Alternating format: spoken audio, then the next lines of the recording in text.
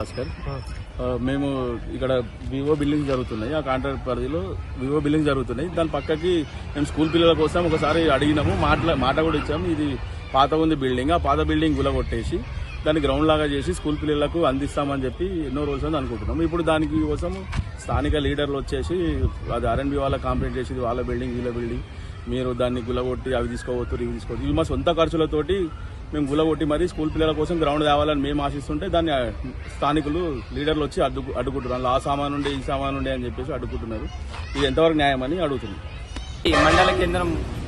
మండల కేంద్రం కంది సిపిఎస్ స్కూల్ వెనకాల ఉన్నటువంటి పాత పురాతనమైనటువంటి శిథిల వ్యవస్థలకు ఉన్నటువంటి బిల్డింగ్ గతంలో అనేక సంవత్సరాల నుంచి కూడా అక్కడ చాలా మంది ఊరు సంబంధించిన వాళ్ళు చుట్టుపక్కల ఉన్న వాళ్ళు కూడా విద్యను అభ్యసించారు. 3వ తరగతి నుంచి 5వ తరగతి విద్య నుండి అక్కడ విద్యను అభ్యసించారు.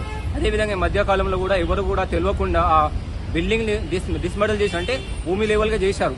అంటే ఇది చేయాలంటే ఇప్పుడు ఆట స్థలం లేదని చెప్పి చెప్తా ఉన్నారు. కాబట్టి ఆట స్థలం ఉండాలి అంటే గ్రామ పంచాయతీ వాళ్ళు, లేకపోతే ఎంపీడీఓ వాళ్ళు, డిఓ ఎంఈఓ గారు, లేకపోతే హై స్కూల్ ఉన్నటువంటి ప్రిన్సిపాల్ గారు, హెచ్ఎం గారు, వాళ్ళందరూ కూడా కంప్లైంట్ చేసేసి మాకు ఆటలు పిల్లలకి ఇబ్బంది అని చెప్పేసి వాళ్ళు దానికి శిథిల వ్యవస్థలో ఉంది, మాకు ఇబ్బందులు అవుతుంది, పిల్లలు ఆడుకోవడానికి ఆట స్థలం కావాలని చెప్పేసి వాళ్ళు ఆ విధంగా అయితే పైసాయి అధికారులతో అనుమతి తీసుకొని దాన్ని కులగొట్టాలే కానీ గుర్తులేని వ్యక్తులు ఎవరో వచ్చి దానికి కులగొట్టడం జరిగింది. కాబట్టి అందులో విలువైనటువంటి కల్ప చెట్టు కూడా ఉండే, దాంతోపాటు దానికి సంబంధించిన మెటీరియల్స్ ఏదైతే ఉందో అది కూడా లేదు అని చెప్పేసి కూడా అనుమానం వస్తుంది. కాబట్టి ఏదైతే ఇది కులగొట్టిన వాళ్ళ పైన కూడా ఆర్ఎన్బి అధికారులు కావచ్చు, ఇక్కడ గ్రామ పంచాయతీ కావచ్చు, ఎంఈఓ కావచ్చు, ఎంపీడీఓ అధికారులు స్పందించి వారిపైన చర్యలు తీసుకోవాలని చెప్పేసి మేము డిమాండ్ చేస్తా ఉన్నాం.